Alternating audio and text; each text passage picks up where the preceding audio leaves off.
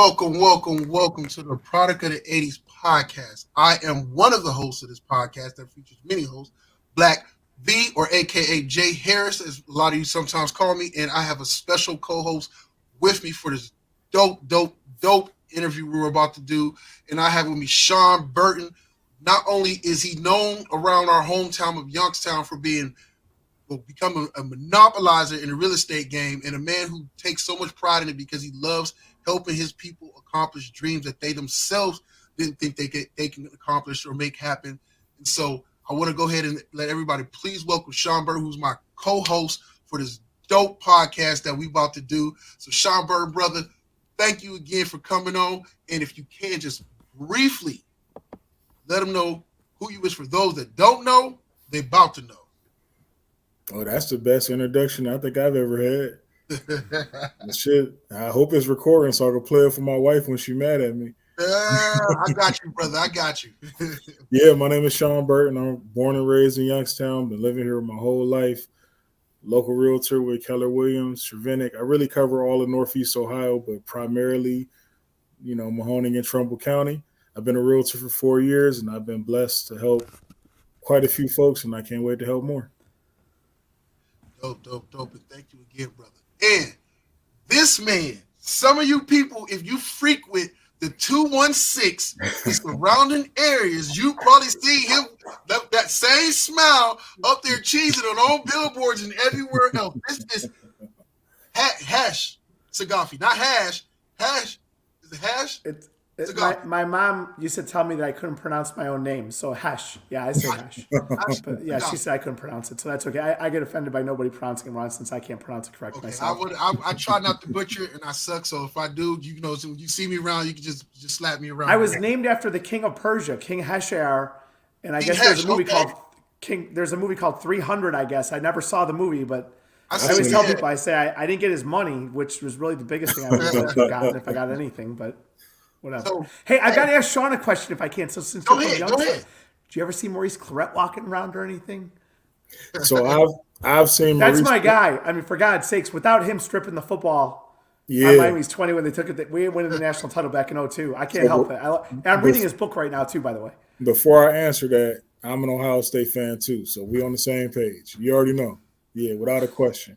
So I haven't seen him since I've been a realtor, but I remember going to Maurice's games at YSU when I was young. I'm a bit younger than him, and just seeing guys run away from him. The first person I've ever seen carry the ball and have defenders run away from him, Maurice Clarett. Yeah. I'm reading his book right now because, I connected with him on Instagram. And I don't say I connected with him, like me and God knows 50,000 other people connected with him. And he posted his book. So, I messaged, how do I buy it? And then he messaged me, and I was like, I can't believe Maurice Clarett. I bought his book. I'm reading his book right now. It's awesome, man. It's intense. I love the dude, quite honestly. I love him. I just do. He is who he is, and I love him. So I couldn't help when he said Youngstown. I was like, right. Hometown boy, Youngstown boy. Yeah, so we're all proud of him, and it's crazy. It's so weird, and I'm gonna tell this, and I really don't say it too much. So it's weird. So we're related, but it's not like we're close cousins or whatever case.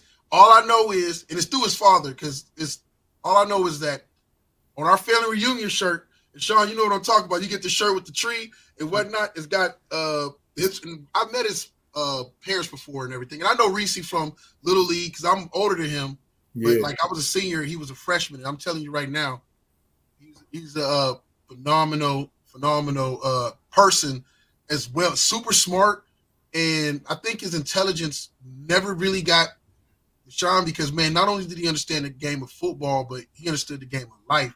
And all of us growing up, kind of in Youngstown, was rooting for him. Right. It was our hope. So when you was happy, when you was happy as a Buckeyes fan, it was double for us because we only yo, that's Youngstown. Yeah. Oh man, he's especially on Instagram because I see all of his posts, I follow his stuff. He is nailing down this college NIL stuff. He's got it dialed into the letter, man. He's really sharp with that stuff, really sharp with it. And in reading his book, I guess you could probably see a stack of books behind me if I go like that with my camera. That's a good thing. Well, I used to not read. Like my big thing, I always tell people, I say, in 28 years, I read 2 books, and then I kind of like I hit a personal goal. I set a goal back in February of 2002 to make $1 million, and I thought it was going to take me 1 or 2 years. It took me 15 years actually. I almost went bankrupt twice in between. That's the part people don't see. But then after I hit 7 figures, I was like, man, I gotta get to 8 figures. And then I was like, man, I always see like Warren Buffett and Bill Gates and all these famous people. They always talk about reading books, but I was like, I hate reading, man. People always say to me, Hesh, you must read books. I'd say, I hate reading, man. I can't stand reading books. And then I was like, man, I can't. If you keep doing what you keep doing, you'll keep getting what you're getting. So I was like, to get to the next level, I gotta start reading. So I started reading books in 2018. And it just went like that. So that's like my little collection there of books that I've read. So like, I read almost like a book a week now. And I man, like Good to Great by Jim Collins. The best book ever, I think, is How to Win Friends and Influence People by Dale Carnegie. It's like now all of a sudden, like I'm a book person, sort of. So I'm reading Maurice Claret's book, and I'm fascinated by that. Like, I mean, I love him anyway because he's Maurice Claret of Ohio State. You know, if we got people watching the show who are Georgia fans, they're gonna be like, "Who's Maurice Claret?" Probably, right? Maybe. Like, we don't care about them. We don't care about them, yeah, right? Except Herschel Walker, of course, from Georgia. I could talk sports and football. I'm a football junkie, sort of. I'm going to have to bring you in a sports cast in when we do our sports cast on Wednesday evenings. We all sports guys. You're all sports guys, man. Come on and have some fun. I'll have to invite you on. You come on and have fun and talk sports, man. Just joke. You don't have to take it serious, bro. We just talk sports, what we love about it and what's going on.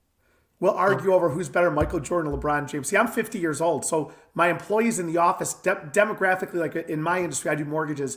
Predominantly, your average salesperson is like 22 to 35 years old. Mm-hmm. I'm 50, so I'm like old as dirt. And all these guys, they think LeBron James is just the absolute end-all, be-all. And I say to them, I say, listen, he's the second greatest player in NBA history. I'm not putting the man down. For God's sakes, there's nothing wrong with being number 2. Right. But I say Michael. But a lot of these guys in my office, they're like, Hesh, like, did you watch Michael Jordan play television? Like on TV, did you watch him? And I'm like, it wasn't like 300 years ago, like Babe Ruth or something, for God's sakes. The guy played in the 98 finals, for God's sakes. But then when you think about it, you're like, that's 25 years ago, damn near, you know? Hey, just earlier today, my son asked me that I watch Pistol Pete Maravich play, and I almost slapped him. Just earlier today, man. Like, what in the world is going on here? But to them, that's that. You know what I'm saying? I mean, it's amazing, but when you start, I could talk sports all day long. I help coach wrestling at Brecksville High School, which is a high school here in Cleveland. So I also help coach wrestling. Dope. A man of many talents. Not many talents. I do many things. None of them that well, but. So I always tell people I'm going to write a book someday on how to buy high and sell low. That's always been like the art of. I've got stories I could tell you about, like stock markets. Trading. I got killed in the stock bubble. My friend just called me to see if I was buying Bitcoin. And I said, dude, like, how many times I got to tell you I got killed in the stock bubble back in 1999, the tech stocks, right? Mm-hmm. I was cash advancing credit cards. My buddy, my stockbroker from Merrill Lynch calls me, and he's like whispering to me on the phone. And I'm like, he's like, Hesh, I got inside information on this stock. It's like trading at like 30 cents a share. It's going to be up at $20 a share in the next like 8 weeks. It's called AVDI. And he's like, they're going to get the nuclear cleanup at Chernobyl in Russia. Now, this was in 1999, I think it was, 2000. Okay.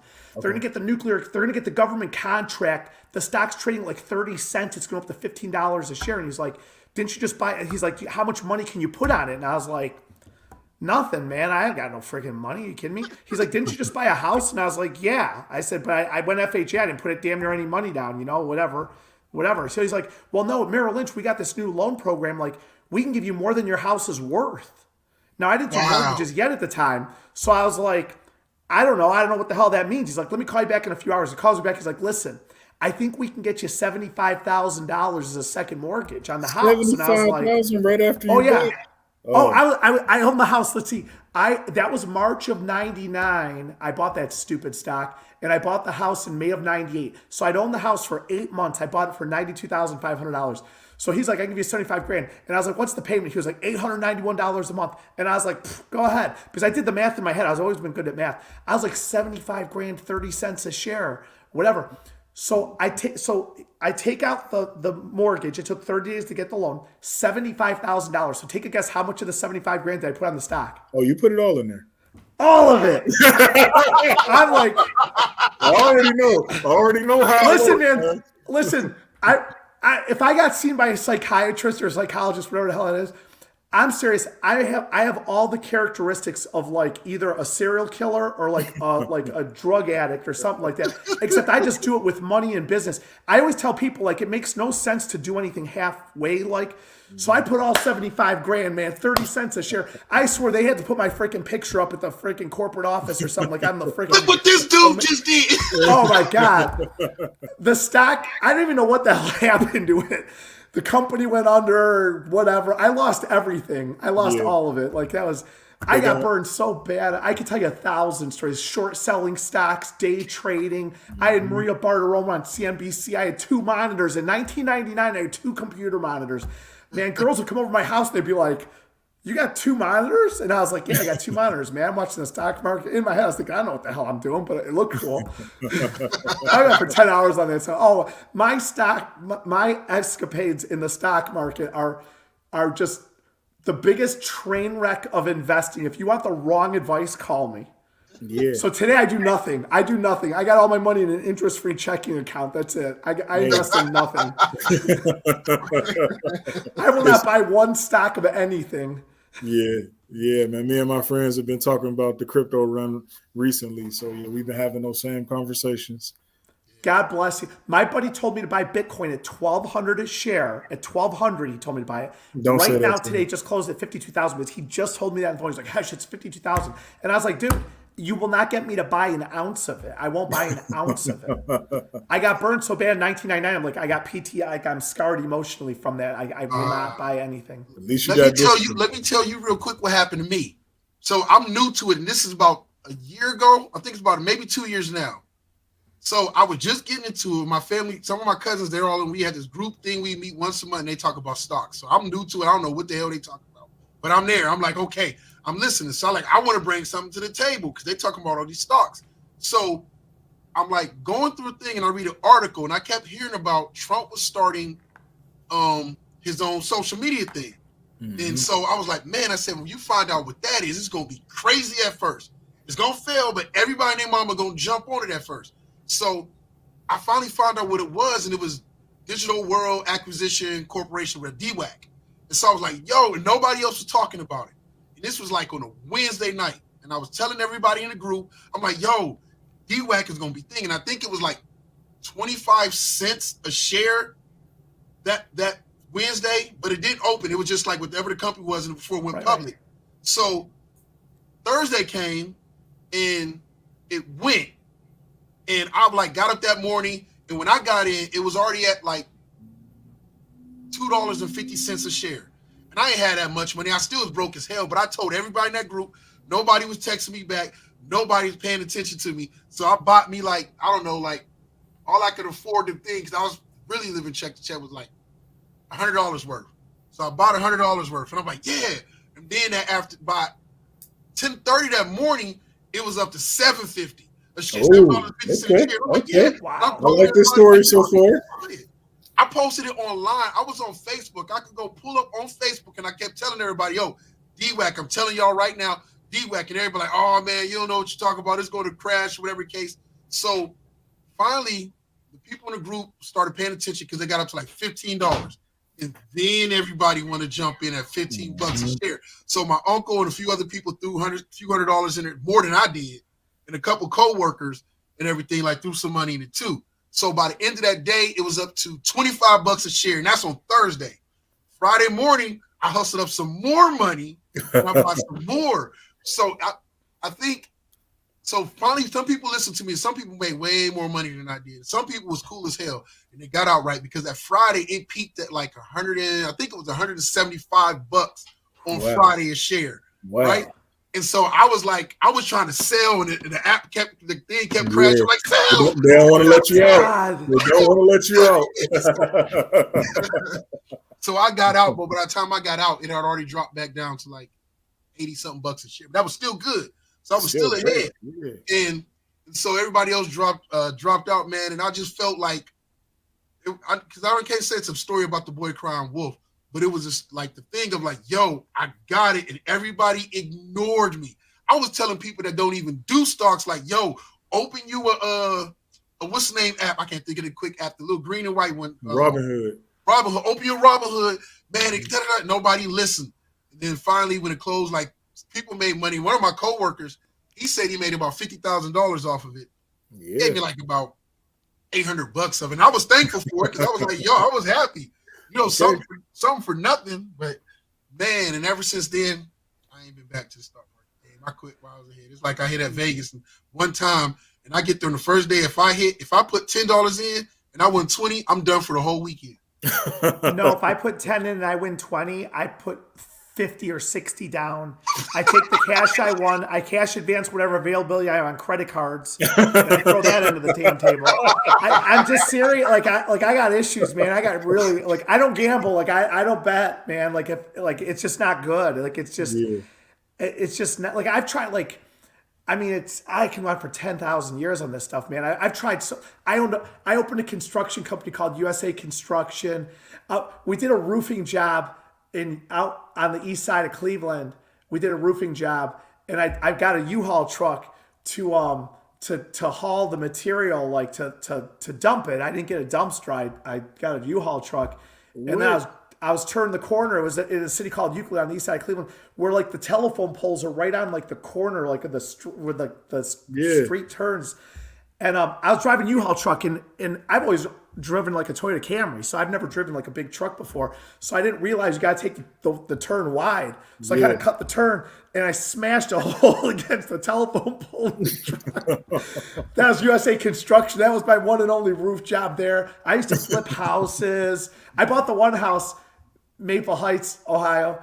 I go to the sheriff's auction to buy it. We start flipping houses, me and my buddy, and I go there, and like this guy who ends up being the attorney representing the bank. Now I know all this stuff now, but back then when I was 24 years old, I was like, I don't know. So he starts bidding on the house, and I'm like, I'm not going to lose to freaking this guy. So he's like giving a bid, and I'm like, I'm going like 1,000 higher, 2,000 higher, just out of spite. I was like, I'm not losing to this dude. I ended up buying the house for $75,000. I ended up putting $18,000 into it, so I was 93 deep, and I sold it for $71,000. That was that house. I could tell you the address of that house too to this day. I mean, I got $1,000, man. I mean, like I said, I've almost gone bankrupt twice. I mean, my credit cards. So when I opened my first mortgage company in 2002, I charged $54,000 onto my credit cards. My attorney gave me the bankruptcy papers. I was going to file for bankruptcy, but I didn't. I ended up paying all that off. And then by March of 2009, I went from charging up 54 grand when I opened my first mortgage company in 2002, paid that off in 2004. I remember in 2005, December of 2005, I remember I had almost all my debt paid off, no credit card debt. I had 600 grand cash in the bank, over 200,000 in a 401k. I was rolling. I was like, man, like I'm on my way. Like in February of 2002, I told my girlfriend at the time, I said, I'm going to make $1 million. I was like, I'm going to make 7 figures. I know it. Like, I know how to do this. I could do this, whatever. And leading up to 2002, I was trying all these different things, like flipping houses, renting properties, hard money loans. We put it on the Cleveland Plain Dealer that would say like, need quick cash, call this number. And it was my phone number. We'd loan like $5 grand at like a 25% interest rate, whatever. I don't know. It was like, shit, if somebody needs money, like give them money, they pay us money back. Like this is how you make money. Like, I don't know. They make money sometimes. So. And like I charged up the credit card. Then in like 2005, like I was almost debt free. And then by 2009, like the market turned in my industry. And I went from almost debt free, my house paid off, no credit cards, 200 grand in a 401k, 600 grand cash in the bank, to no money in the bank. I took all the equity back out of my house. So the house, I owed more on it than it was worth. I liquidated my 401k, and I had $600,000 in credit card debt. My minimum payments were $20,000 a month. What? Minimum payments $20,000 a month. And I would go on a date with a girl. I'd be on a date. I'd have my credit cards in one pocket and cash in another. And when I'd give my credit card to the waitress or whatever, I swear to God, I'd be looking to see like if she swiped it, like it went through, like when the damn like you gotta think like shit's over the limit, man, you know. Right. But I had all my pardon my language, but I had all my bullshit lines ready because I'm on a date with a girl or something like that, right? So like I was ready, like if they'd have come back and say it can't go through, my line would have been like, "Oh, that's my business credit card. I grabbed the wrong card. They got security alerts on this stuff. You can't use it for like personal purposes. My bad. Here's cash, whatever." But like when it would go through, I was like, yes, it went through. Thank you, God. Like it's 5,000 over the limit, but oh my God, I don't know how the hell that worked, but it worked. Freaking pay and run out the freaking door. Oh, I would lie my people were like, Hesh, how's business? I just lied my ass off. I was like, oh my God, it's like incredible, man. I'm making so much money. I don't know what to do with myself. In my head, I was thinking, shit, man, I'm moving back to my friggin' parents' house in the next friggin' week and a half. Oh, I went for 10 hours on that stuff, man. I was drowning in debt. Like, man, I've gone bankrupt almost twice in my career. It's just funny because people see me somewhat today, if whether it's the billboards or television or stuff like that here in Cleveland and stuff, and they're like, Hesh, man, like it's like, man, it's awesome. It's like, but they don't see the times of when I was eating Campbell's soup out of a can. Dead broke, and just nothing, man. I just had nothing. And my brothers and my family were telling me, man, you got to quit this job. You got to quit this job. And I kept I tell my best friend Tom all the time, I'd be like, dude, I'm telling you, like, this is going to work. And he'd always say to me, like, Hesh, like, look at where you are. Like, it ain't working, dude. And I was like, listen, I'm telling you, it's going to work. So that's always my advice to anybody. Like, I always tell everybody, I say, like, anything you can imagine, I'll never tell somebody they cannot achieve whatever they dream of. My true question is, are you willing to make the sacrifice it takes to get there? Like, I mean, I'll go to obscene extremes of things. I mean, I won't eat food. I'll sleep in the office. Now I'm not married and I don't have children, so I don't have those obligations there, but I do have 150 employees. So, I mean, those are adults. Sometimes employees are worse than children just because they're adults. And at least kids have an excuse. They're kids. You know what I'm saying? When they do something stupid. When you're talking about a 35 or a 40-year-old making six figures and they do something stupid, you're like, dude, you're 40 years old and married with kids and you're making six figures and you're doing, like, what were you thinking? Right. So, but I always tell people, like, anything's possible. And especially doing what I do mortgages. I've done this now for 25 years now. But it took me, like, people always say to me, they'll say, like I've heard, you guys have heard the saying, like, they'll say, like, find something you love doing and you're passionate about. I always tell people, I love watching television and sleeping, but that doesn't pay the freaking bills. Like, I'll be honest with you, like, I don't love what I do. I don't love doing mortgages. I really don't. But what I love about what I do is Dan Gilbert is worth $59 billion. And I'm not kidding. Like, the other thing, like, that I was lucky with is I wrestled at Oklahoma State University in college, which is the best wrestling program in NCAA history. Penn State's been killing everybody for the last decade, but Oklahoma State's a great program. Well, my wrestling coach, or coaches, I should say, John Smith won 2 Olympic gold medals, and Kenny Monday won an Olympic gold medal, and Kendall Cross won an Olympic gold medal, and half of our wrestling staff won the Olympics and stuff like that. So, like, when I was 18 years old and I was training at OSU, I saw what it took to be the best because John and Kenny and Kendall, God, I can name Akira Ota and all these people, they were all training to be the best in the world. So, like, I saw that, and at the very least, I observed it, and I saw to be the best. Like, my wrestling coach, John, like, I trained with him when he was training for his last Olympics was 92, and that was in Barcelona, as a matter of fact. He was not nice. He was not nice, man. Like, people say now John Smith is a 6-time world champion in the sport of wrestling. He's the Michael Jordan of my sport, basically. Okay. And people tell these stories to you about Michael Jordan, like Michael Jordan wasn't nice, blah, blah. Well, let me tell you about John Smith. John was not nice, okay? I was his training partner. We'd work out twice a day from December 26th of 91 until May of 92. And then he left for the Olympic Training Center and then took off. And then it was the Olympics were in Barcelona that summer. And, man, he would call me on the weekend and say, give me 2 times. And that was 2 workouts. He wanted to know what times I would meet him at the arena. And I'd say, Coach, can we do 10 and 4? And he would just go, yeah, click, and hang up the phone. Mm-hmm. And I was like, you're welcome. Like, call somebody else. Let me see if any of the other guys freaking show up to get their ass beat. You know what I'm saying? I mean, he killed everybody in the whole world. I mean, for me, it was like child abuse. He just tormented me, but he did that to everybody. But like, he was not nice. He wasn't rude, but he was so focused on his goal. All that mattered to him was the goal. And he would always say to me, if it has nothing to do with winning, you don't do it. Now, mind you, I was in college. So especially in Stillwater, Oklahoma, there's only 2 places to go out. It was the Tumbleweed, which is the country dance bar, and then Eskimo Joe's, which is where all the fraternity people went. And we sure as hell were, me and my Neanderthal teammates, we weren't fraternity people. We were freaking wrestlers, man. We freaking, a bunch of blockheads, man. We just drank beer and freaking wrestled all the time. We get done at the Tumbleweed at 2:30 in the morning. We go back to the arena and work out like at 2:30 in the morning. But that's why we had the best team in the country. I mean, we just did stupid things like that. But I mean, like we just wrestled and stuff like that. And we go and drink beer at the Tumbleweed. John would just go from his house to the arena, to the house, to the arena, to the house, nothing. He wouldn't meet us for a Sunday lunch, nothing. And when he came in, it was, I'm not kidding you, man. When he came into the room and it was him and I, you didn't talk. It was just like, ready. Like he would clap his hands. Like it was just like, game on, he was man. intense. It was like, He was oh intense. my God. Like crazy intense, like crazy. Like it was, and the thing he would always say to me is, he'd say, because he's from Oklahoma, of course, so he doesn't say hesh, he says hash, because they pronounce their E's like A's. They have that kind of twang to it. He'd say, hash, you could be the best in the world. He'd always say that to me. And I was like, yeah. And in my head, I was thinking, are you out of your freaking mind? I said, it's easy for you to say you're a 6-time world champion. Like, I can't be the best in the freaking world. But like, I look now, I'm 50 years old now, and I look back and I'm thinking, you stupid ass. Like, yes, the only thing stopping you from being the best is yourself.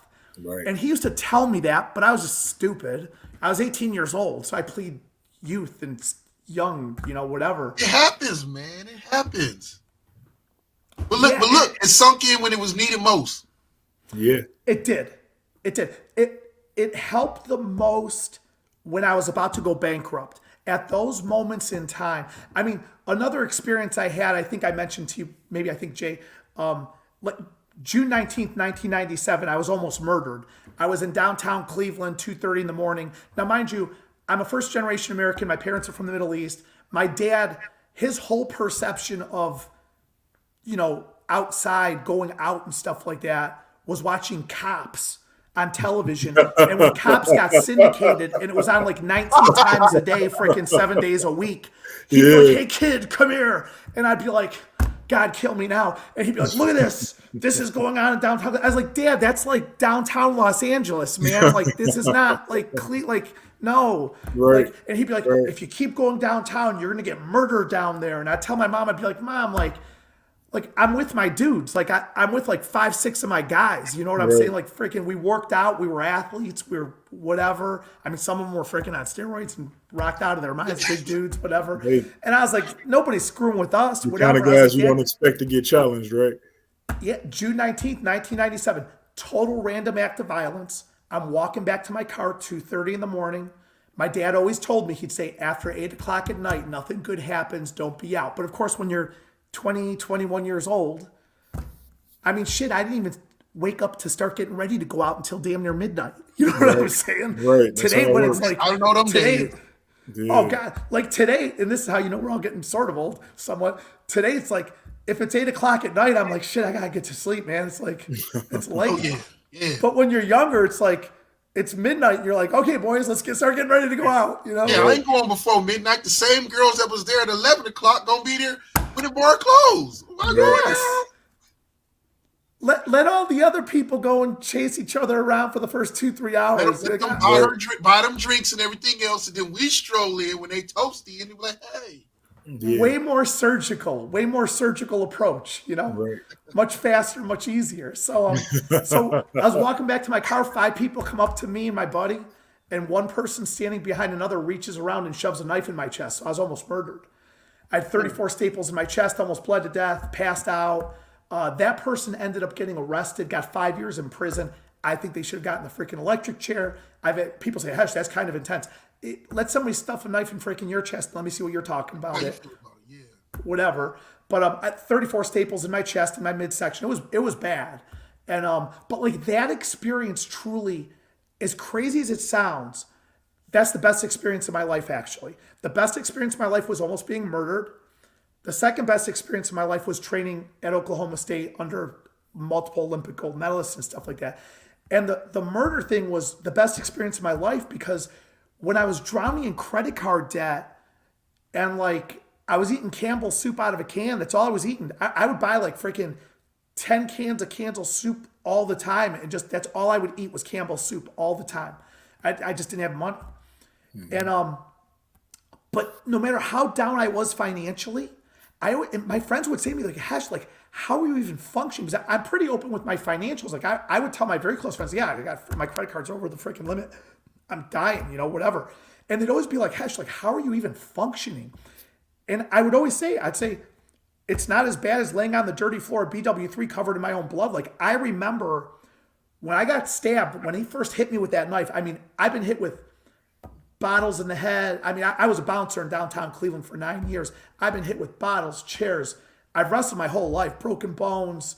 In wrestling, it's a combat sport, man. Like we were taught when we were younger, you stop everything with your head. Somebody shoots in on you, you stick your freaking head in the way you stop them. Your head stops everything. Mm-hmm. So like, I'm used to that stuff, like the physical side of it. When I got hit with that knife, man, I will tell you, holy shit, that hurt. I tore ligaments in my knee, broken bones. That knife, man, as soon as it hit me, I was like, holy shit, like that's the knife. Mm-hmm. And I stumbled across the street, went into the bar. It's 2:30, nobody's there. My buddy was there, opened the door. I fell to the floor. I was covered in blood. Like he severed an artery in my chest. And blood was shooting out. And I almost bled to death, but I didn't. Of course, I'm sitting here. There's proof of it. There we go. There you go, right? And I had somebody one time say, Hesh, did you live? I'm like, I think so. I'm fucking telling you the story. I hope, I guess, I suppose. So like that, I remember laying there. I was 23 years old at the time. No, I just turned 24. My birthday's May 2nd. It was June 19th. I just turned 24. I remember laying on the ground covered in blood. I was laying on my back because I ended up passing out. I don't remember anything after that. I remember thinking, like, my last thought was, this is it. Like, this is it. Like, my book's done. I just graduated college. I just tried out for the U.S. World Team in wrestling. I just remember thinking, like, this is it. Like, this is the book of Hesh closes right here. I remember that. And I'm so lucky for that because when I was drowning in credit card debt and it looked like I had like all of my dreams of making millions of dollars was just done and I was just done. I always tell people, like, I'm like, drowning in debt, that wasn't as bad as laying in my own blood on the dirty floor at BW3. So like, that's my baseline. So there's really nothing a human being can tell me. Like when they say, Hesh, like, I just got divorced. Okay, cool. It's a fresh start. Or Hesh, I just went bankrupt. Awesome. You don't have to pay anybody back. Like seriously, bankruptcy is a tool. It's a financial tool. It's a 401k. It's a checking account. It's a savings account. It's a financial vehicle. Donald Trump, whether people love him or hate him or whatever it is, the dude's gone bankrupt multiple times. And people say, how's he gone bankrupt? It's a financial tool. Some people have 401ks and savings and this and that, the other, whatever it is.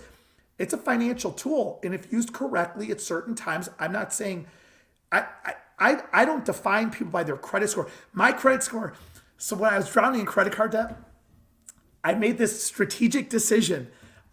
May of 2009 was the first time in my life I stopped paying all of my credit cards. I went from like a perfect credit score in May of 2009. By December of 2009, my credit score was 492. Whoa. I was drowning. So like when I talk to customers today, they're like, Hesh, I got like 30 grand in credit card debt. I always say to them, I say, I had you beat, I had 600,000. And the whole point is like, it's to let them know, like, dude, you're not defined by your freaking credit card debt. And I always tell people, when I was dead broke, I wasn't a loser.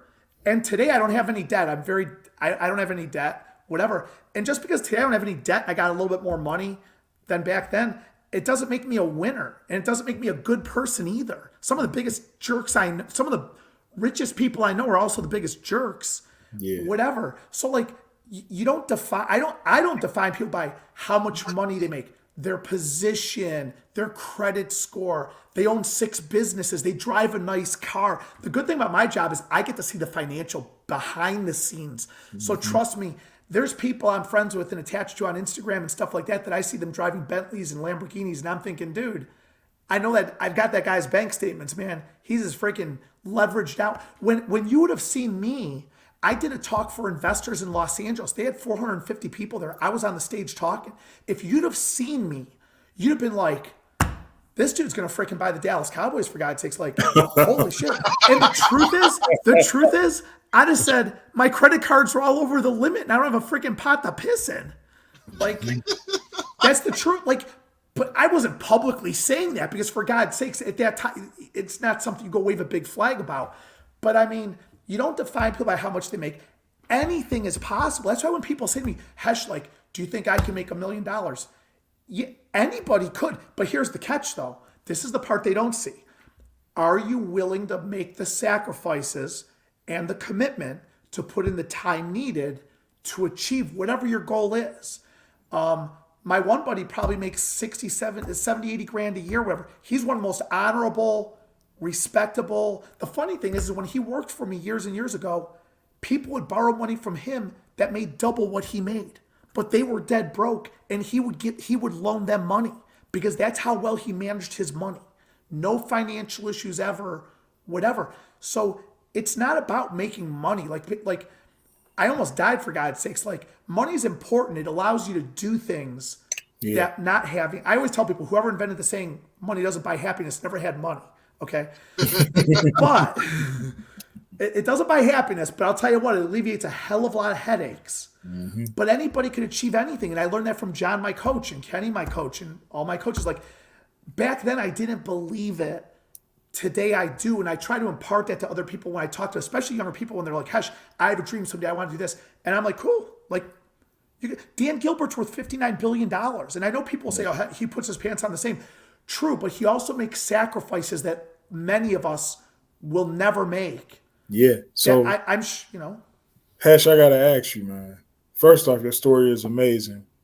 So we go through the crash in 2008. You go through your first mortgage company, and then you start a second one. What was the big difference that allowed you to get to this point? Let's see. That's a great question, Shawn. I've never actually been asked that question. The truth is structurally, I understood the industry better to structure myself financially, and I was more patient. Go back to 1999 in the tech stock bubble, right? Mm-hmm. I used to cash advance credit cards to day trade stocks. That's the craziest thing somebody's ever told me they've done with a credit card, just for the record. Oh, God. I used to cash advance credit cards for payroll advances. I mean, God, I could think of all the goofy things I used to do with my credit card. Oh, my God. I was like the credit card master. So, I used to day trade stocks with my credit cards and stuff like that. And today, I'm as slow and easy. I will never forget my friend Steve telling me this on the back deck of Shooters, which is a bar in downtown. It's a restaurant bar in downtown Cleveland on the water. At 1999, I bought this stock called it was called Word Cruncher. That was my first stock I ever bought in my life. Word Cruncher, WCTH is what I think it was. Were the letters for it? I think it was. I bought it like $5 a share, and the next day it went up to like $30 a share. Okay. And suddenly everybody was coming to me for financial advice. You're the stock guy. And I would literally say to them, I say, I have no idea what the hell I'm doing, but I don't know. I bought that and went here, whatever it was. I'll never forget my buddy Steve telling me this. And I say my buddy, he was like 15 years older than I am at the time. I'll never forget him say this. Kid, he calls me kid, because I've known him since I was like 5 years old. He's like 15 years older than I am. He says, kid, you're going way too fast. Slow it down. 1999. And I was like, Steve, I got this figured out, man. I'm going to make $1 million freaking dollars with this stuff, man. I'm telling you. And he was like, kid, slow it. I'll never get. Here I am today. Slow and easy, boys. Slow and easy. No need to rush anything, man. And I tell my vice president, my employees, my executives in my company, I tell them all the time, I say, guys, the only thing we have to do is show up to work and just do what we got to do. Just execute the actions on a daily basis. Those are some of my secrets of when my back was against the wall. Like, if I would have looked at my debt, my $600,000 of debt, if I'd have looked at the totality of it, I never would have paid it off. I ended up paying it all off, by the way. I paid all the debt back. Wow. I didn't go bankrupt. And it wasn't because bankruptcy would have made me a bad person. I seriously, it's a vehicle. And there's people I've told, hey, dude, you got to go bankrupt. I realize there's a scarlet letter in society. People, oh, you went bankrupt. I would curse. I talk like a truck driver, but I want to be rude. I would piss on them. Hash.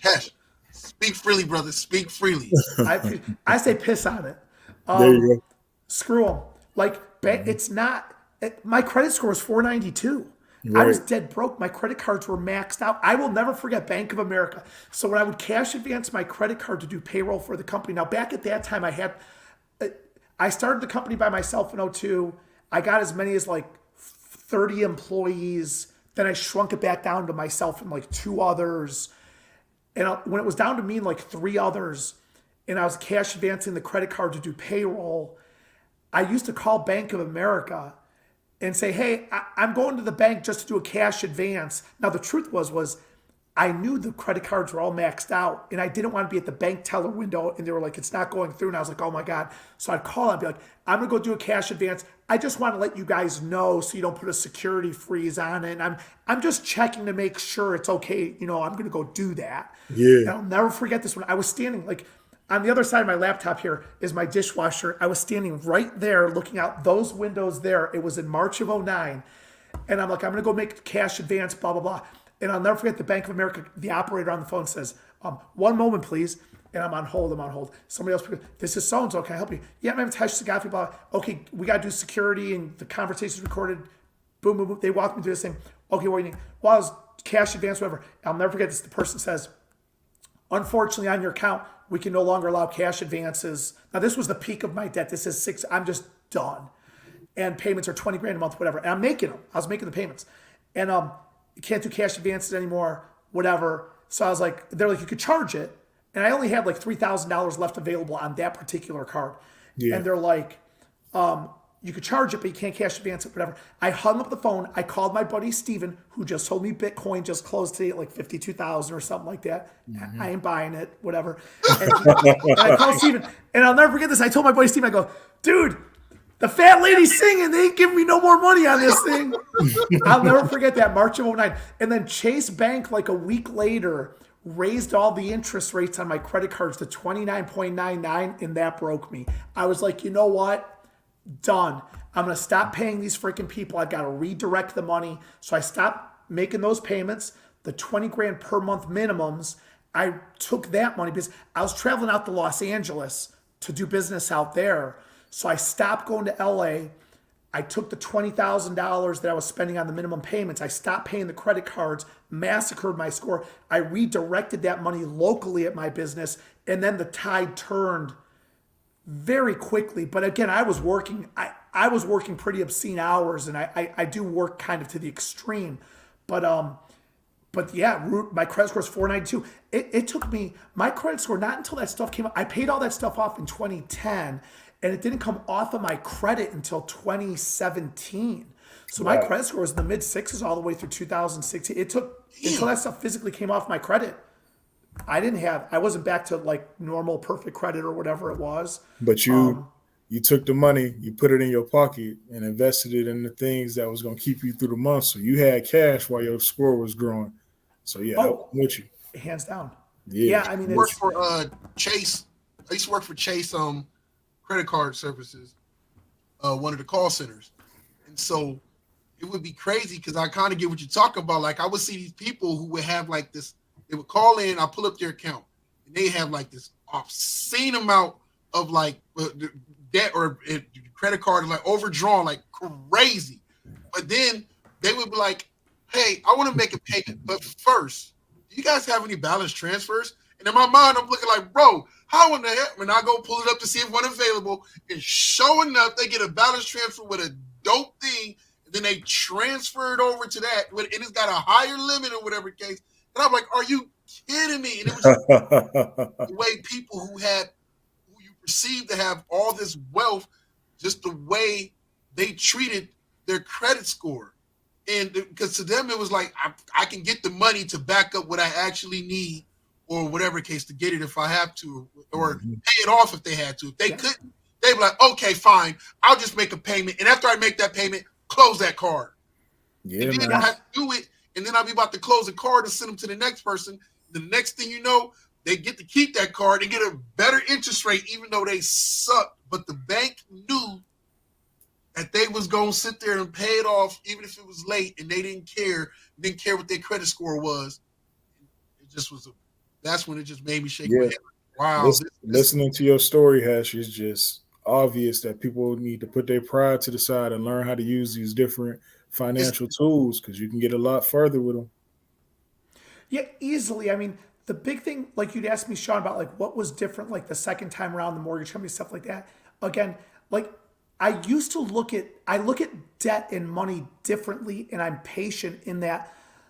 I'm going to give you some numbers. Like, for example, I mean, I used to look at everything as a monthly payment.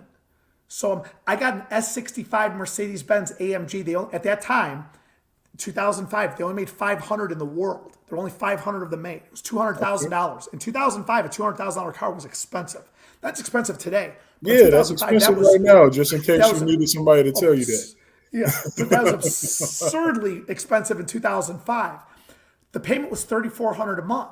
So when the car guy was like, "Cash is $3,400 a month," I looked at it as a monthly payment of, I could afford $3,400. Yeah, that's what. And I got it. Mm-hmm. Today, I say what my dad used to tell me, which is my dad would always tell me this. Now they were Middle Eastern, they spoke very broken English. They're as old school, off the boat as you get. My dad would always say, if you can't pay cash, you can't afford it. Now, when I was young, I was like, that's that old school mentality, whatever. Today, if you can't pay cash, you can't afford it. It's that simple. You can't but back then I looked at everything as a monthly payment. So what I ended up doing was I would borrow. And I was so over leveraged that I couldn't pivot when I needed to pivot. And then I was not patient also. I needed to make $1 million overnight. So I was never happy with slow growth. Whereas today, and that's my advice to people is like, I get it. Like, you don't have to tell me how I want to become, like, I think I'm going to be a billionaire in the next 9 to 14 years. I will be a billionaire. Like, I'm convinced of it. Like, I'm just convinced of it. Like, I don't know. If I don't reach it, I guess I'll die trying, but I'm convinced of it. And I go back to what John used to tell me is I could be anything I want. I didn't believe it then. Like, my one college teammate and my roommate, we lived together, Pat Smith, he was the first 4-time NCAA champion in NCAA wrestling history.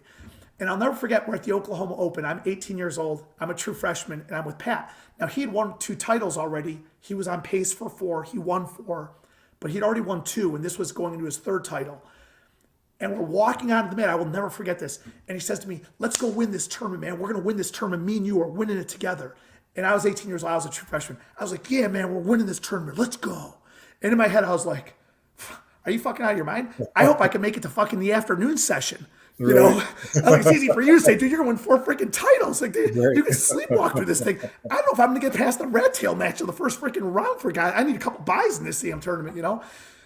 So I used to outwardly say all the right things. I want to be the best. I'm going to be the best. I'm going to win everything. I'm going to do it. But inside, I didn't believe it. And that's why, like, today, I believe it. And when I talk to other people who have like similar dreams of like, it doesn't have to be, I want to be millions of dollars. Some people, you want to cure cancer. You want to, I don't care what it is. You want to be a good father. You want to be a better parent, whatever it is. I say, you could be anything, but whatever it is, it's going to take time. And you got to be willing to make sacrifices to get it there. That's the biggest thing. I've not gone on vacations when a lot of my friends, those are the biggest knocks against my friends. Say, Hesh, you don't have a life. I have a great life. I love the fact that I'm on you guys' podcast. Like, product of the 80s, I could talk, like, I was born in 73. So, I mean, I'm an 80s hairband guy. Now, I love old Metallica. Craziest concert I've ever been to, craziest. Ozzy Osbourne, Oklahoma City Fairgrounds, August 94. Alice in Chains opens for him. We got pulled out of the crowd. It was general admission, 25,000 people. We were at the front being squished to death, just killed. We got pulled out during Alice in Chains. The best concert I was ever at was John Denver. Damn. I admit it. I love John Denver. Best concert I've ever been to in my life. I love old Metallica. I love country music. People always like, Hesh, you like country? Dude, I lived in Oklahoma for freaking 5 years. It grows on you like a freaking fungus. Like, Oh, when I got there, I used to play Metallica Kill 'Em All, and they would always take it out because we had a speaker system in our wrestling room. So John would always, me and my buddy Al, we'd put in Guns N' Roses and Metallica, and they would take it and like throw the disc because we had a disc player. And they put in Garth Brooks, and here we are trying to wrestle, and I'm like, we're listening to the dance. Like, I'm about to go toe to toe, heads up with this dude, and we're about to beat each other's heads in. And we got Garth Brooks, the dance, playing in the overhead. Like, I want to cry right now or something, you know?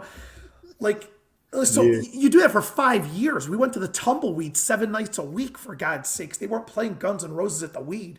So, like, I'm a product of I love you. I mean, I could talk for 10 hours. Like, I'm probably going in 8,000 circles for you guys. No, so good, man. I got a question for you. And I know you touched on it, and I want to get to one of the things that, well, everything you've been talking about, dope, but I want to ask you about a little bit. You touched on it vaguely, but your childhood. What was it like for you, Khash, as a child, like growing up? Where'd you grow up, first and foremost? And tell me about, because you took a path that your parents and a lot of other people in your family was like, what in the world? So what was that like? So I was born in 73, so I'm 50 years old today. I was born and raised in no, it's not 50 today. I'm sorry. May 2nd is my birthday. May 2nd, right? Yeah. So I was born and raised in Seven Hills, which is a suburb of Cleveland. And what I tell people, I say that, like, you always hear like a lot of people, like especially like professional athletes and stuff, they'll say like, I grew up in a home where like my parents weren't there and I had 10 brothers and sisters and like we had to fight for food and we slept on the floor. And my childhood was the complete opposite. Excuse me. My parents are doctors. My dad's a surgeon. My mom was a nurse. My brothers are doctors. My cousins are doctors. The neighborhood I grew up in, everybody was not rich, but it was a nice neighborhood and stuff like that.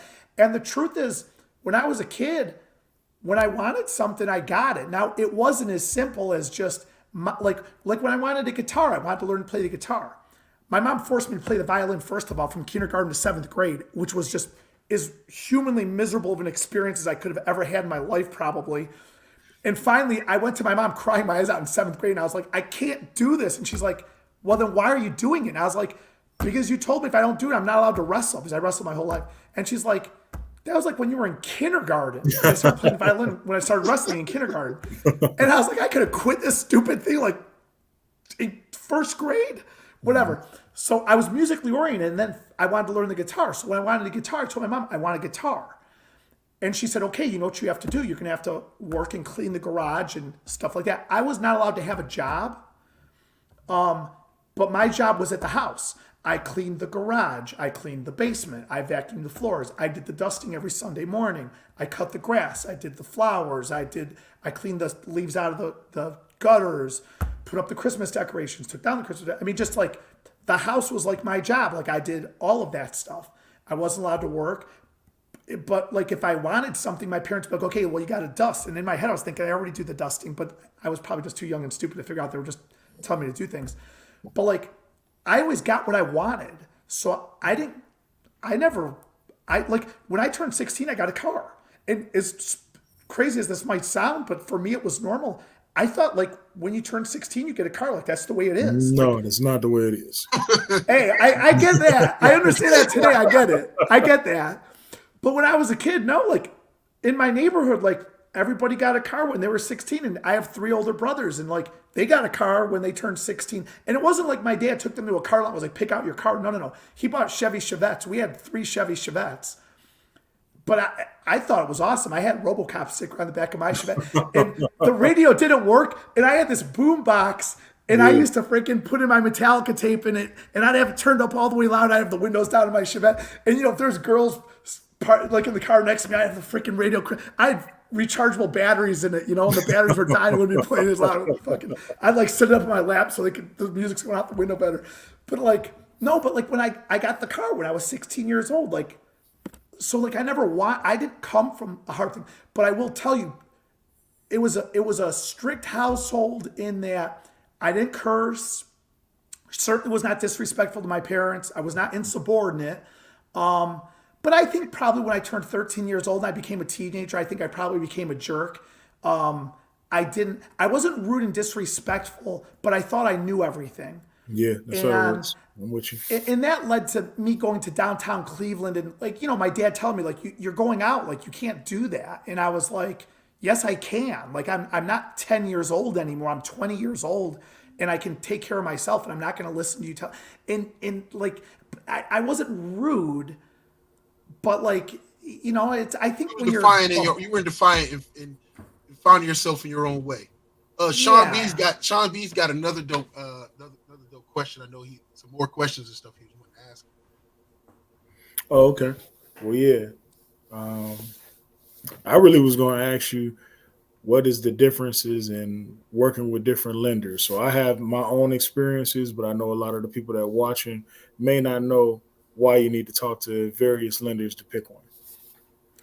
So that's a great question. Honestly, at the end of the day, I liken it to a doctor because I guess my whole family's medical background is, you know, medicine's medicine, mortgages are mortgages. It's on the individual. Do they return your calls? Do they articulate your wants and needs correctly to you? What do you want? What are you expecting? Now, most people, in somebody's lifetime, they're only transacting 3 to 5 real estate transactions over an entire life. Right. So even people say, "Hush, I've bought and sold real estate before." Okay, good. You do it 3 or 4 times in your life. You're not going to remember the last time you did it. So how well are they explaining things to you? Are they explaining the process? In the market today, 2024, I've done this job 25 years. Like right now, there's a lot of listings out there that'll say cash or conventional only. Is your real estate agent calling that listing agent saying, what's the problem that it cannot go FHA? Specifically tell me the problem. Exactly. Is the loan officer educating you, okay, we can't go conventional, we have to go FHA, this is the reason why. How are they talking to you? Do they speak with confidence in their voice? Does their voice carry weight? How are they talking? To me, that's how I pick somebody out in anything really. Naturally, rates and fees, those are measurables. Hesh, what's your 30-year fix? I'm going to call 10 other places and ask them what theirs is. But overall, I think it's a feel of how comfortable do you feel and how well do they explain it upon the first contact. That's my opinion of how you figure out who you should work with, who you shouldn't. And I will be honest with you, Shawn, in 25 years of doing this, I generally, over my career, I average 150 to 250 transactions a year, me personally. My company, last year, we closed around 1,500 transactions. Of that, I think last year I did 190 or something like that. I just saw the number again. That's amazing, man. Oh, thanks. I mean, it goes up and down. But Right. being completely honest, I promise you, I've pissed people off. I've blown contract dates. I don't make everybody happy. That's just reality. If you talk to, if I always tell people, if you're not losing deals, you're not doing enough business. Yes. It's just that simple. It's Wayne Gretzky. You've got to take the shots, man. You got to take the shots. Like Right. Michael Jordan has the greatest one. What he missed like 32 game-ending shots. He's missed 9,000 here and there and this and that and the other. He's got a great saying like that of just failure's part of is part of the path to success. My 2 times of almost going bankrupt in my life, man, those are the best damn lessons. Some of Right. the best lessons I've ever had in my life because it I'm made me with you. appreciate what I have today. Yeah, you definitely learn more from L's than doves most of the time. I'm with you on that one. Sure. Absolutely. Yeah. You got another one, Sean? No, not right now, man. Hey Hash. So with Hash, with your experience, and you look at a young up and coming gentleman like Sean, who's in it, who's like got into it, and now he's found himself in it and is growing. He was super. But I found out how excited he was. Like, to talk to you, I was like, bro, that's why I actually like, yo, we got to change it so he can be there. Right. Is there a interesting but challenging question? I don't want to say quote or something you can tell him advice wise, but a question that you can give Sean to think about or whatever the case that may at some point later on help him in his journey. I think so, 1,000%. It helps you. It helps me. I think it's something that everybody should look at on a daily basis. Is Sean, do you, and I'm not even necessarily looking for an answer right now, but this is stuff I say to myself all the time, is do you have a set of daily actions that are success oriented? You know, they're angled towards success, just like my wrestling coach used to say to me, Hash, if it has nothing to do with winning, don't do it. That you execute on a daily basis. Like that's like tomorrow. How many dials are you doing tomorrow?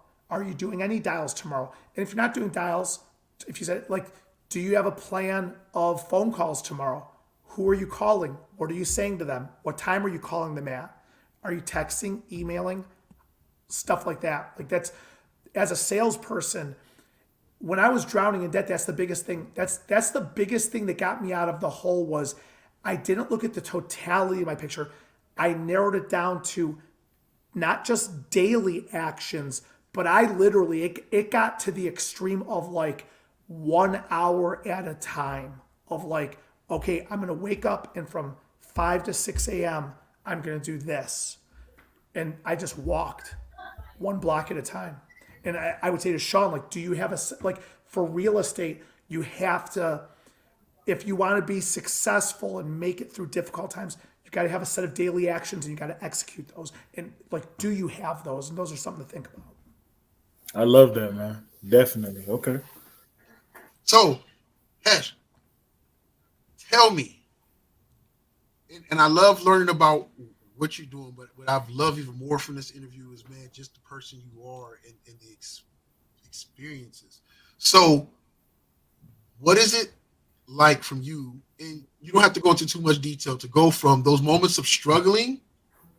What does it feel like now? And how did you, and I'm sure from your parents, you probably always knew how to handle when you had money and whatnot, but like, oh no, I blew it all out the door, but go ahead. Huh? I blew it all initially. I just like an idiot, but go ahead. So, but when you were there, when you felt like, yo, I made my first meal, right? And then you first started feeling like, yo, okay. I know you used like, I haven't made it yet because now you're on 2 billion. But what were some of the instincts you had to curb once you started becoming successful? Like in the temptations or the things like, yo, I can get this now if I want it. Like, what was that journey like? That's an excellent question, actually. The one thing I will tell you, Jay, a couple of things in regards to what you said is, I'll be completely honest with you. The hardest million to make was my first. After that, it started scaling bigger, like fast. And now suddenly to make a million, I honestly think it was harder for me to break 400,000, 400,000 to 600,000. That was a very difficult ceiling to get by because I was battling with my debt because I structured and approached it incorrectly. And I over leveraged myself with borrowing, which hamstrung me into getting through those barriers. You'll make money gets easier to make. The hard thing, which has been easier now from my prior experiences, is it's not hard for me now. But if you'd have asked me if you'd told me 20 years ago what I would have right now, I honestly would have said, holy shit, how am I not going to blow that on 4 Lamborghinis? I mean, I'm going to Los Angeles next week. Like I have this black American Express card, right? They call it a Centurion card. Mm-hmm. And like, these are my nice, this is my buddy Pete Container. This is one of my best friends here. Like, these are my nice clothes. Like, this is my nice sweatshirt. So I wanted to wear my nice sweatshirt from your show. Like, you know, like I got Thank you, man. I thank you for dressing up, brother. Thank you. I do. Hey, wait, shout out your buddy's thing again. It's Pete Container and Boyus Landfill. There we go. It's awesome. It's one of the best, probably the best businessman I personally know. You got to set it up so I can interview him. Oh, I'll get him. Absolutely.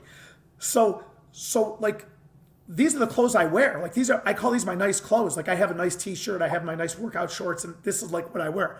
And I've got some expensive suits and stuff like that, but whatever. Well, like, when I was in California, I go out to California for 12 days out of the month to do business out there. Man, I used to go to the Lamborghini dealerships. I'll never forget, I go to the one Lamborghini dealership, and I say to the guy, I'm like, it was like a Murcielago. And I'm like, man, what's the payment on this? And he's like, what do you mean, what's the payment on it? And I'm like, what's the monthly payment on it? And he goes, oh, no, people just typically pay cash for it. I wanted to like crawl under a rock and like, what? Go ahead. I thought like I was a hot shot. I went to the one store right next to this Ferrari dealership, and I was dressed in my normal clothes. I wear my normal clothes, my shorts and my t-shirt and stuff like that. And they had a buzzer on the door. And I like rang the buzzer, and the security person behind the door, and they're like, "Can we help you?" And I was like, "Yeah, I want to come in and look at the things." Now, mind you, I had a shit ton of debt at that time too. And in my head, I was thinking, "I'm buying shit. I haven't got fucking money for it." But I was like, "I want to look at this stuff, right?" And he's like, I don't know if we could let you in." So I pulled out my black card, and I said, "Does this help?" And he opened the door for me and let me in the thing. Back then, it was tempting. So you do have to watch those. The shot, I call it the bright shiny ball. You got to watch that stuff. That it like when I did get my $200,000 S65 AMG Mercedes Benz, that was a V12, man. It was impressive. Little car. It wasn't a little car. It was a 4-door sedan, man. It was a freaking tank. Yeah. It was like a rocket ship. So like when I had the means to get that car, or at least to get the loan to get the car. So like I got it, and like. That's the stuff you got to stay away. You got to be real careful with that stuff. I always tell my employees who get big paychecks, I say, the clothes, the cars, the parties, the girls, that stuff ain't ever going anywhere. It's here for before I got here. It'll be here long after I'm gone, man. I say, guys, squirrel your money away, pay off your debt first, be patient, save all the fun stuff, just kick the can down the road. It's easy for me to do that today because of my experience of being smoked so bad financially years ago. Right. Those are the things, Jay, that when people say, well, Hesh, like, what's the advice is slow and easy and slow and easy. And I get it. Like, and then when you get a big paycheck, you're like, oh man, like I'm going to hit this. I got to treat myself. I got to treat myself. The way you treat yourself is don't treat yourself. Like, work harder. Like that's what John would do. Like John, I will never forget him telling me he was a 6-time world champion. His second Olympic goal was his 6th world title. I will never forget saying to him, like, you're going to win the Olympics easily. I'll never forget him saying this to me. He says, He said, there's always somebody out there who wants what you've got. And that could be the guy that I'm wrestling in the first round of the tournament. And you know what? He ain't going to get me. I will never forget that. And I was 18. I was thinking like, what's he talking about? He's going to walk through everybody. And today, never let your guard down, man. Just because you're making good money. I always tell people, money goes out a lot faster than it comes in. And I'm smart enough today to know I could be dead broke by, it's 8:20 on my clock. I could be dead broke by 9 o'clock tonight. It's possible. So like, don't get too far ahead of yourself. Don't be too showy with the stuff. And a lot of times you'll see the people with the most typically don't show it. Yeah. And the people with the least look like they have the most. Right. Definitely learned that lesson in life. Yeah. I've learned it 1,000 times over. And again, I wasn't flashy, like hitting clubs and I worked in bars for 9 years. I did all that stuff sort of, yeah, it's just different. I'm slow and easy. It's like Steve told me, kid, slow it down, slow and easy. That's my advice to people out there. You could achieve anything you put your mind to, but you got to be willing to make the sacrifice. Write down the actions. I always tell people, to me, the formula of success, like, not to go off on 20 tangents and talk for 10 hours. I apologize. No, this is important. Go ahead. Give us this. Man, you're dropping jewels. A big lesson I was taught, January 19th, 2002 was a very pivotal moment in my business career, that my buddy, Jim, he's a financial planner, and he played football for the Chicago Bears. He was a wedge buster. He was on the special teams. He had 10 concussions in 9 games.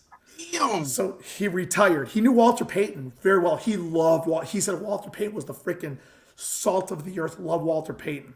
Loved him. Well, so Jim played for the Chicago Bears. Now he retired.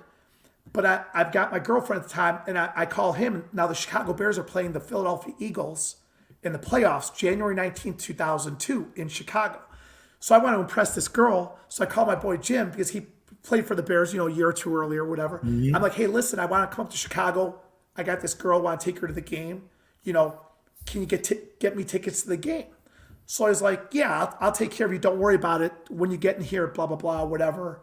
So I'm like, I'll be up on this day. It's like a Saturday. The game was I think the game was on a Saturday night. Or it was January 19th, 2002, whatever day of the week. That was either a Saturday or a Sunday. I think it was a Saturday. But anyways, we go up there. And then I called Jim, and Jim's like, meet us at Ditka's restaurant for brunch. Because the game was like, I think it was like a 4:30 game or something. It was like an afternoon game or something like that. Yeah. And we go to Ditka's, and Jim tells me before, and he says, hey, listen, there's a guy here. He's worth about $800 million. I'm trying to get him to invest with us. He's going to be with us. I'm trying to get him on board. So I'm like, dude, I talk like a truck driver. Every third word is the F word. I'm going to blow the whole thing for you. I'm like a Neanderthal. I'm not doing this. And Jim's like, no. The guy's straight. Like, you're going to be good, whatever it is. And then Jim's like, I'm going to take you to the game. And I was like, well, shit, you don't have to take me to the game. Like, if you can get me in. He's like, dude, I'm going to take you to the game. And then it ends up that, like, we picked up Brian Urlacher. We took Brian Urlacher home after the game. It was like kind of crazy. We went to the locker room afterwards. Now, they lost the game. Chicago lost the game, by the way. Okay. But anyways, I rode the elevator down with Don McNabb and Deuce Staley and freaking, oh my God. Crazy. That's wild. It was nuts. And the girl I'm with, they get out of the elevator, Don McNabb, they get out of the elevator at the hotel, and they go one way, we go the other way. And she's like, God, who are those guys? I was like, that was Don McNabb. But beside that, so we go to Ditka's restaurant, and I'm going to be sitting at this table with this guy worth $800 million. Well, this guy's sitting next to me. He's talking to me. He's talking. And here I am thinking, dude, like, get off my ass already, man. Like, I'm waiting for this dude who's worth $800. I thought, like, Michael Jackson was coming. I was expecting police escorts, freaking Secret Service, sunglasses. I'm like, we're on the second floor of Ditka's, and I'm like looking for the dude worth $800 million. This guy keeps talking to me. So all of a sudden, the guy goes to get up. He's like, I got to go to the bathroom, whatever. And I'm like, oh, so what do you do? And he says, oh, I own an internet company. Now, keep in mind, this is 2002, January 19th. He said, I own an internet company. And I said, oh, so you're good with computers? He says, no, I don't know the first thing about computers. And I'm like, how do you own an internet company? And I'll never forget this. He goes, well, he holds his wrist up. He goes, the same way I can tell you what time it is on this watch, but I can't tell you the first thing about building the watch. And I was like, interesting. Okay, cool, whatever. He goes and walks away. The girl he's with goes walking with him. I say to my buddy Jim, I'm like, Jimmy, where's the freaking dude worth $800 million? When did you get here? And Jim goes, dumbass, like, who do you think you've been talking to for the last half an hour? And I was like, that guy? I was like, that guy. He's walking in the bathroom. I was like, that guy? That guy's worth $800 million? That guy. And Jim's like, yeah. What the hell you been thinking? I'm like, oh, I wasn't a dick to the guy, but I wasn't even listening to half of the shit he was talking about when he was talking to me, right? Wait, but right then you knew if he could do it, you could do it, huh? he comes back to the table. I was like man crush on the guy, like glued to him. I was like, so can you give me any advice on, like, I'm opening up my business and blah, blah, blah. So he taught me what reverse engineering was. And that would be a term that I would tell every human being on the planet Earth to learn. Reverse engineering. He says to me, start at the end. Hold on. I want to give me one quick second before you go in, and do not lose that thought. I'm probably, you guys are running out of tape here. I apologize. I'm a talker. No, it's perfect. Thank you. Okay. It's good, man. You're giving us a lot of things to learn from. And one of the things you haven't said that is obvious based on what you're talking about is the strength of having a good network. Yes. All of your stories end up with your friends and people that you know, is generally has something to do with the network. Okay. Now you can go. I wanted to put that up there because this is very important. The way you prefaced it, I wanted to make sure that. You're too kind. I appreciate it. Reverse engineering. This was life-changing for my business mind at that time, which I can't say I had a business mind. Now, again, in 2002, I had already done United States Construction, First Federated Investment Group, flipping houses, renting houses, 8 million things, all of which failed, by the way. I failed. I always tell people I fail at 95% of the things I try. I fail 9 times out of 10 times. Easily, I fail almost all the time on everything I do. Well, it was reverse engineering. He says, I'll never forget this. He wrote it on a freaking napkin. Now, what I really should do, because of course I didn't keep the damn napkin. What I should do is freaking write it on a napkin now and spill freaking coffee on it or something and just lie and I should frame it, put it on my wall and tell people that's the napkin the freaking guy wrote it. They wouldn't know. You know what the hell? Right. But anyways, he writes on a napkin. He says, start at the end and work in reverse to build your business. And I was like, I was like, what do you mean? How? He says, well, you came from Cleveland, right? I said, yeah. He says, well, how do you think the pilots got to Chicago? He says, you flew, right? I said, yeah. He goes, they didn't just take off headed west and aimlessly just fly until they landed in Chicago. He said, the truth is they dropped the pin on Chicago. They went in reverse to Cleveland, and then that drew their roadmap forward. So I was like, I'm not kidding you. He explained it just like that. And I was like, I get it. Like, I get it. And then he's like, so how many loans do you want to close in a month? And I was like, I want to close 10. He's like, okay, if you want to close 10 in a month, how many do you have to have going? He's like, I don't know your business really how it works, but how many do you have to get going? I was like, well, to close 10 and you know, you'd understand this easily. To close 10, you got to have 14 going because some of them the house doesn't appraise. There's repairs, the buyer change, whatever. Got 14. Okay, Hash, to have 14 going, how many people do you have to sit down with? Well, to have 14 going, I got to sit down with 20 people. Okay, Hash, to sit down with 20 people, how many appointments do you have to have? Well, to sit down with 20, I have to have 30 appointments. To have 20 of them, keep it. Okay, to have 30 appointments, Hash, how many people have to look good? Well, I have to pull 100 credit reports. Okay, Ash, to pull 100 credit reports, how many people you got to talk to? Right. I got to talk to 500 people to pull 100 credit reports. Okay, Ash, to talk to 500, to make your phone ring 500 times, what do you got to do? Well, I got to dial, or, to talk to 500 people, I got to dial $5,000. And then he circled the 5,000, whatever the numbers were at that time. He circles it, and he says, there it is. He says, that's your starting point. You dial 5,000 dials on your phone, you'll end up closing 10 loans. I will never, ever, to my grave, I will take that damn formula that was reverse engineering. And to this day, every single thing I do is reverse engineered. That's all my brain does all day long is reverse. It's, Hesh, I want to close 5 loans. Okay, we got to work backwards. So always start at the end, work in reverse. I always tell people, he showed me something, I call it the 3 circles of success. It's how to build a referral-based business. He showed me that. It's networking. He told me that having a network is critical to the life of your business. And he drew 3 circles on the napkin and connected the 3 circles together schematically and showed me how to do that. And what I tell people that he told me is the 3 steps to success. And again, this starts at the end and goes, then you work it in reverse. It's identify your goal, identify the success-oriented actions to achieve the goal, and then you have to execute. And John Smith used to tell me in 1991, 1992 to 1996, I wrestled there for 5 years. John used to say, if it has nothing to do with winning, don't do it. And what that gentleman told me in 2002 was identify the success-oriented actions. I used to go to the tumbleweed and drink beer. Well, guess what? I never won the Nationals. I never won the Olympics because drinking beer it's not in line with winning the Olympics. If you want to win the Olympics, you probably shouldn't be drinking beer. Now, mind you, there's a lot of people out there. Michael Jordan, there's the one story playing in the freaking Olympics. I mean, the dude played like 36 holes of golf. Yeah. And went straight from that to freaking the game. Okay, that's one human being. And when I was younger, I'd be like, yeah, but Michael Jordan, this guy, he won a national tournament and he drank beers. Okay, Hesh, that's one person. You're not as good as him. Back then, I didn't get it. Like I used to look at it like this. Like, some of my friends won national titles and they would drink alcohol. Okay, I never did. We never did drugs, but we drank beer. And for God's sakes, we were in college, right? Right. And I used to look at them and say, well, he's drinking beer and he's winning national titles. So I want to win a national title. So I can drink beer.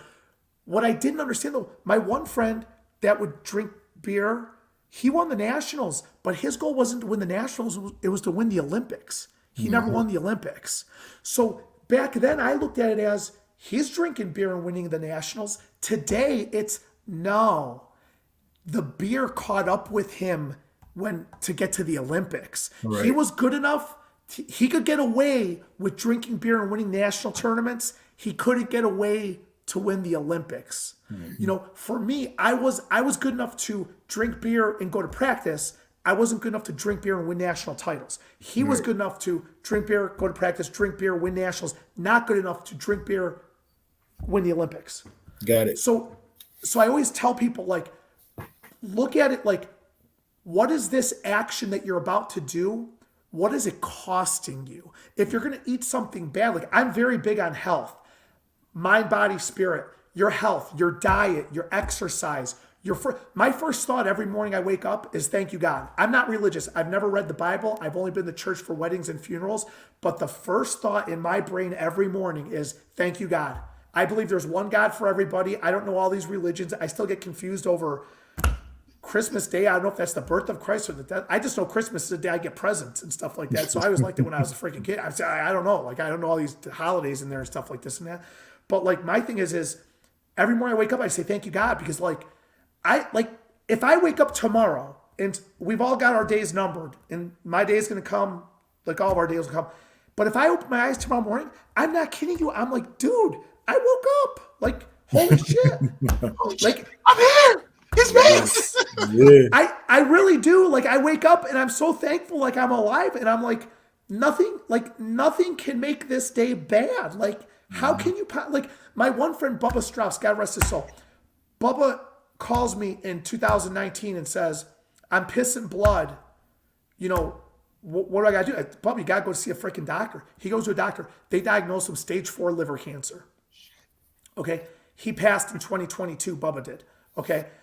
I'm sitting here saying, if I wake up tomorrow, I woke up today. Bubba's not here. I am. That's a gift. Like, that's a gift. Don't take it for granted. Every day is an opportunity to make your dream. Bingo. You got it. So if all of a sudden, like, oh, I lost $1 million in business. Oh, okay. Would you rather not be here? Like, at least you got the opportunity to have lost it. My buddy Bubba, my buddy Johnny Martin. Johnny passed, God rest his soul, December 3rd, 1999. We were college teammates, roommates, lived together, wrestled together, brothers, whatever. Johnny got cancer. I'll never forget. I was at the St. Louis Open when I talked to Johnny, and he said, I got pain in my back. And I went to the doctor, and they said I got cancer in my spine.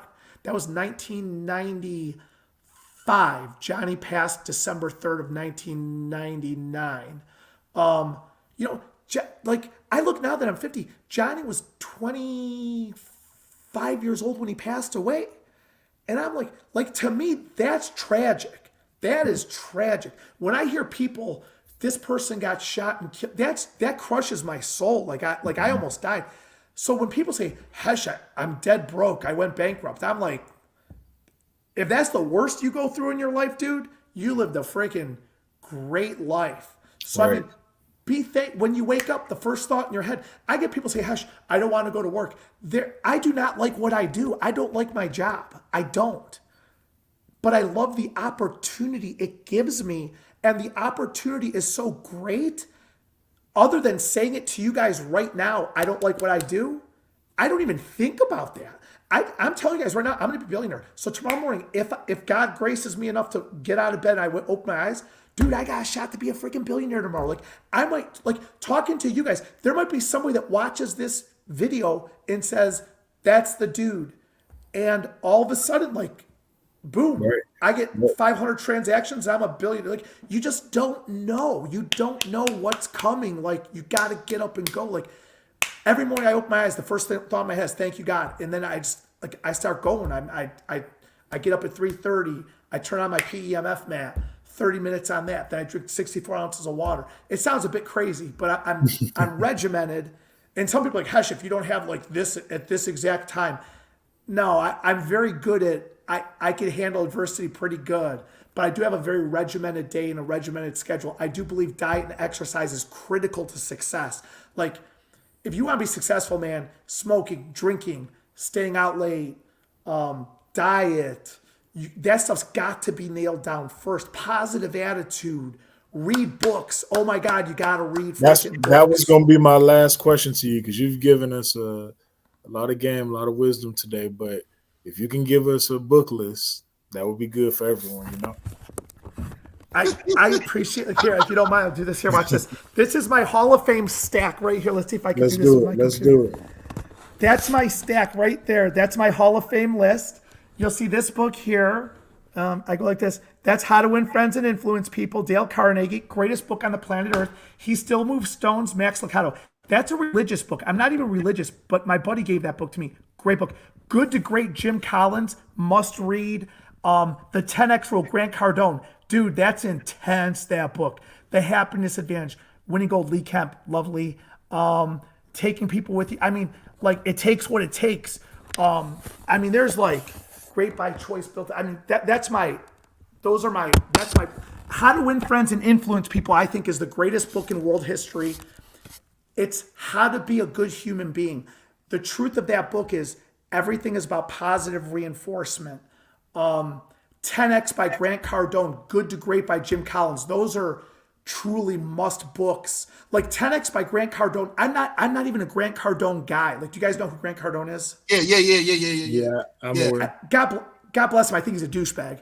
I don't want to be rude to the dude, but like, he's not my style. I'm not into the Bentleys, the jets, the clothes. That's not my thing. Like, go look at Warren freaking Buffett. He drives a Toyota Camry. The dude's legit. Whatever. Right. So, but I will tell you, Grant Cardone's book 10X. The 10X is whatever your goal is, multiply it times 10, and then if you fall short of it, maybe you end up at 6 or 7X. You're still 6 to 7 times. That's what the X is for. Your goal than where you started at. Right, but 10X is it's like balls, man. It's like, I'm not a Grant Cardone guy, but I read that book and I was like, damn, man, like this dude's got it dialed in. But like, that is Atomic Habits is a must read. It's how to create habits. Everyone's always like, when people tell me, Hesh, I want to make $1 million. And I'll say, okay, how much what'd you make last year? Well, I made this. Give me the damn number. Hesh, I made $40,000. Okay, let's make 45,000. Baby steps, small, small, small. Like, that's really what has allowed me to scale quicker, is going slower and thinking smaller. Don't think big, think small. Like, small goals. Don't create such big goals that are like, I got to hit this huge goal. Because what happens is you don't hit it and then you get so deflated, you're like piss on the whole thing. Like, you should see me. What I do is I'll say, like, I'm going to do 2 dials today. That's it. Now, here's the truth. I do 2 dials and then I'm like, piss on it. I'll do 1 or 2 more dials. The next thing I know, I'm doing 10 to 15 to 20 dials. But if I set up 20 dials, I'm 9 dials in thinking, fuck, I don't feel like fucking doing another fucking 10 dials like this, man. This sucks. I don't set big goals. I set small goals, small, attainable, reasonable goals that don't interrupt my day. That's Atomic Habits, by the way. That book's a must. Good to Great by Jim Collins is hands down one of the best damn books on the planet Earth. I mean, that's Jim Collins. He's got 3 books: Good to Great, Built to Last, and How the Mighty Fall. Again, you got to read books. Like, the books I read, they're, Winners Eat Last. Find Your Why. I'm writing these down, so I'm writing these down if you see me going both ways. Oh, you're fine. Find Your Why, which is Simon Sinek. Leaders Eat Last. Good to Great with Jim Collins is that thing is impressive, man. It is impressive. Have you read The Richest Man in Babylon yet? I did not read it, but I shall. That's one of my favorite books. Yeah, man. I read that. Tell me that name one more time, please. It's called Richest Man in Babylon. I'm going to buy it. I will buy it. You can listen to it for free on YouTube. Yep, you can too. Yeah. He likes to read. He's a reader. Oh yeah, he wants the actual book. Got it.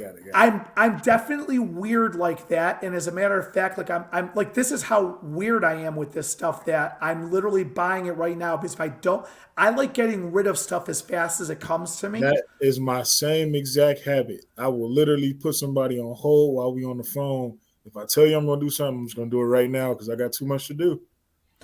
And then it gets put back. So I just bought it on Amazon. Thank you for that one. So it's coming to my house. I shall read that book. I shall knock that down inside of the next week. You are going to love it. But book reading's huge. Like, I can't stress that enough. And the books I read are mindset, success. Like, taking people with Trevor Moawad. I mean, another one. I mean, Think Like a Monk, Jay Shetty. This book. I mean, there's just readings. I mean, in 28 years, I read 2 books, and I would proudly tell people I hate reading. Reading sucks. If I can go back in time and punch myself in the face, I would. Man, reading opened up so many doors. I know people will say, I listen to audiobooks and stuff. The one thing I learned from college and my education and my family background is I learn, I research, I read I call it reading to read. Like when I'm driving, listening to audiobooks, I'm staring at 50 different things. My mind's in 25 different places. So when I'm reading and I've got a physical book or my Kindle in my hand, I bought my Kindle. I sit in my sauna in the morning and with my Kindle. I sit in my cold tub with my Kindle. My Kindle goes with me every damn place I go. I read. I can't read enough. Like I'm such a book junkie now, and that has helped my mindset so much.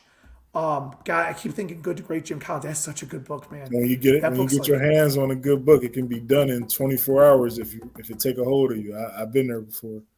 The Miracle Equation, Hal Elrod, The Miracle Equation. That one is. He wrote a book called the Secret. It's not it's the morning. It's not The Secret, but I forget what the hell it's called. It's a very famous book. Hal Elrod wrote it. That book sucked, I thought. It's the Miracle Equation is a very impressive book. Okay. Yeah, man, I appreciate it, man. Definitely. Thank you. Ash, I appreciate you so much. Luckily lately I've been getting to interview like amazing people. I got to interview the former general of Haiti who helped stop a coup back in I believe 1992. And like he was the actual general that took the stand. He was head over. His name is Major General Solomon, and Adam Trio was the president, temporary president. And they were going to have their first democratic elections, and one of the guys snuck back into the country and was doing a coup. And he actually took over, got her out the presidency, and had her sitting down. And the general knew that all the tanks and everything else that they had in the city were empty because he was over the heavy artillery and trucks thing. So he knew all those weren't loaded, and he had one in his squadron. They drove up there, and everybody was scared to test them because they knew theirs was empty, and they didn't know if he had any or not. So we drove up in there, went and stopped the coup and arrested the guy that was trying to take over the country. And I got to interview him. And that's like crazy. To me, a real life hero is phenomenal. Is a phenomenal thing. Like not no wannabe action hero, but a real life hero. And getting to meet you and hear your life story is probably my second best thing, man. You've given so many jewels that so many things. Just some of the small stuff you said, even your own experiences, but the way your outlook has helped, and I hope this helps people in so many ways. And I just feel so proud and so lucky. I just want to say thank you both to you and to Shawn. Like this has been an amazing experience in my life.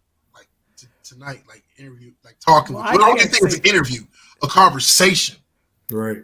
Yeah. Well, I can't say thank you enough. I mean, I said like that dude's a hero for sure. That guy, my God, like that's. I mean, geez Louise. I mean, I can set it up. Have Mark will set it up to for you to meet him. He lives in Cleveland now. Oh my God, that's impressive. Amazing. He's an amazing guy. It's like you said. It's like Shawn said too. Like the network. You never know who you're talking to. That's the whole thing. You just don't know. That like suddenly you're talking to that guy and that guy is running the military force to overthrow a government. Like that's insanity. I mean, that is like, here I am, my 30-year fix went up to like 7 today. You know what I'm saying? This guy's freaking having like heavy artillery fired at him, you know, with freaking F-16s firing down at him or something. Like, holy jeez. It was just amazing to meet people who do amazing things. And it's just, like you said, man, like you don't have kids, but you're responsible for 100 and something kids, well, adults. Yes. Yes. And so it's a responsibility that you still weighs on you, where you're responsible for other people for being able to make sure that if you don't do, let alone if they don't do the right thing, how it affects their household. But if you're not doing the right things and making the right choices and still making the right the sacrifices and everything, like that's some important lessons and some important jewels that you dropped today, and I appreciate that. You guys are way too kind, Shawn. And just thanks for having me. And I reach out anytime at all, and I just appreciate you guys thinking enough of me to even put you on your show. And I apologize. I soaked up over an hour and a half of your guys' time. Oh man, no, this has been I'm a talker. It was worth it. And I will say that one try to thing get you on again, and we'll talk about some more stuff. I want to say one thing. I hope that anybody that see this can recognize. I know the community that I'm from, we take a lot of L's. A lot of negative things happen in our lives that we got to overcome. And you are proof. You can even be in the right spot. You were in the perfect spot with your wrestling career, but you didn't have a mindset to take advantage of it then. You went through a bunch of things. You started a lot of business. You learned your losses. Almost got murdered. Made it to this point. Yeah, almost got murdered. That's very common where I'm from.